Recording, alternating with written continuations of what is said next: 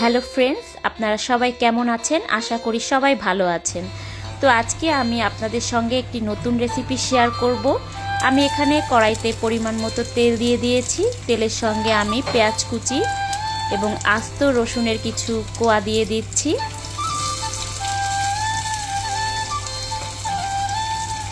দিয়ে দিচ্ছি কেটে রাখা কাঁচামরিচ, সঙ্গে পরিমাণ মতো লবণ।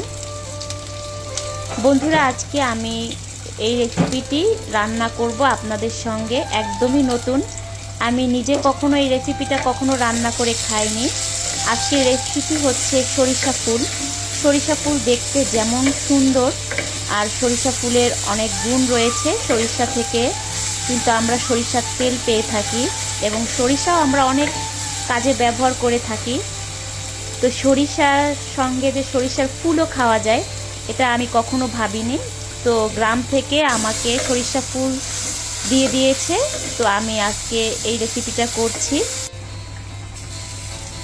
দেখুন বন্ধুরা, কতটা সুন্দর, একদম হলুদ কালার। আর তার জন্য আমি কিন্তু হলুদ এখানে ব্যবহার করিনি, যেহেতু ফুলটা হলুদ, এখানে হলুদের প্রয়োজন হবে না।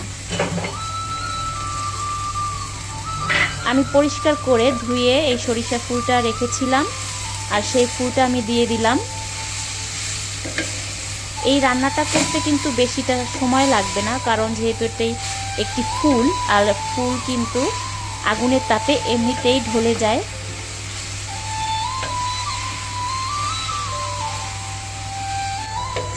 দেখুন বন্ধুরা, দেখতে কতটা সুন্দর লাগছে, চোখটা যেন হলুদের রঙে জুড়িয়ে যাচ্ছে।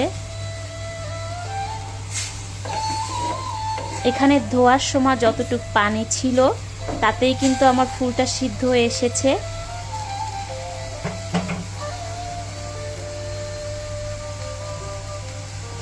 ঈশ্বরের সৃষ্টির সমস্ত কিছুতেই যেন গুণে সম্পূর্ণ। আমার কাছে অনেক কিছু খুব অসাধারণ লাগে, যে তার সৃষ্টিটা কত অসাধারণ। তো দেখুন বন্ধুরা, আমি কিন্তু এখানে একটু সামান্য ফ্লেভারের জন্য সরিষার তেল দিয়ে দিয়েছি। কি অদ্ভুত! যে ফুলটা রান্না করছি তার বীজ দিয়েই কিন্তু আমি তার ফ্লেভারটা তৈরি করছি। আমার কাছে অসাধারণ লেগেছে। রান্না করার সময়ও আমি অনেক কিছু চিন্তা করেছি। দেখুন বন্ধুরা, আমার সরিষা ফুলটা রান্না করা হয়ে গেছে। তো মাটির পাত্রে সরিষা ফুল অসাধারণ লাগলো আমার কাছে।